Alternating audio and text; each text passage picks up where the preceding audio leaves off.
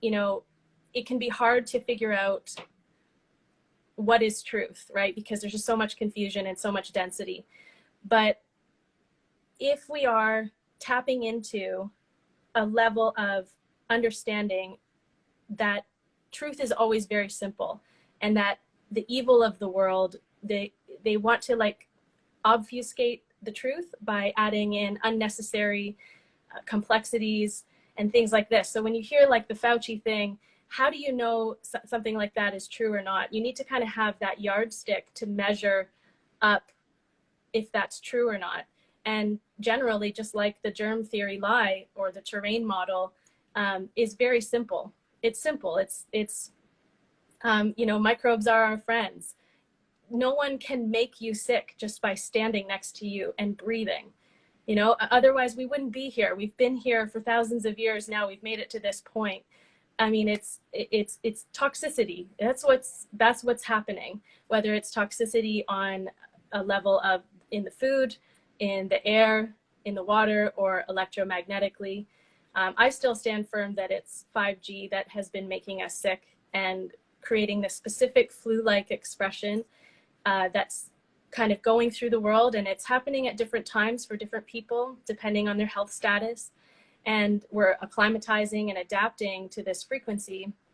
Not that it's good. It's not that we just adapt and we go back to normal. It makes it a little bit harder to be human.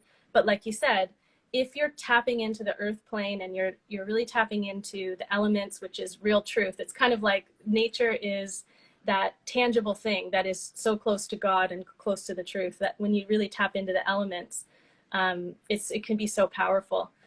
But yeah, we're here for this kind of battle, this story that we're writing.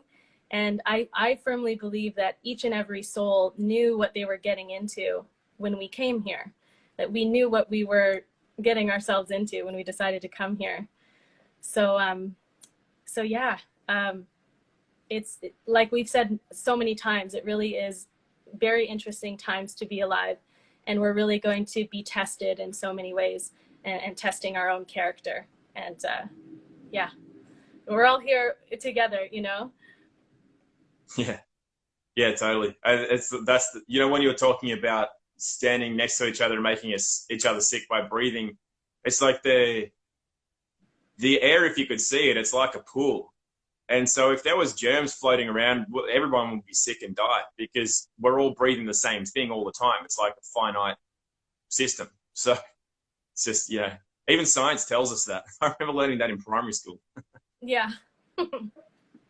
Yeah, I love the axiom. My friend said this to me. She said, no one can make you sick and no one can heal you. So no one can make you sick by standing next to you and breathing. You know, no one can give you their cancer, say, right?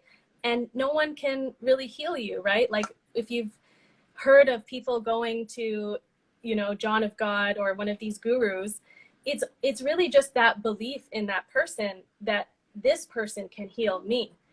So that belief inside my body creates healing, but it's I've put it in this other person.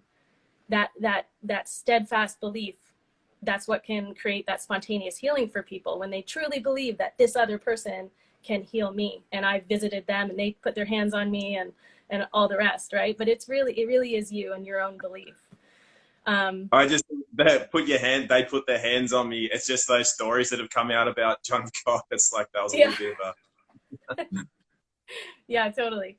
Now, I'll just put like a little addendum from that. People like you, other people can make you sick, i.e. the government poisoning us. So that is real. They can, you know, it's sort of like a slow kill over time. It has been anyways.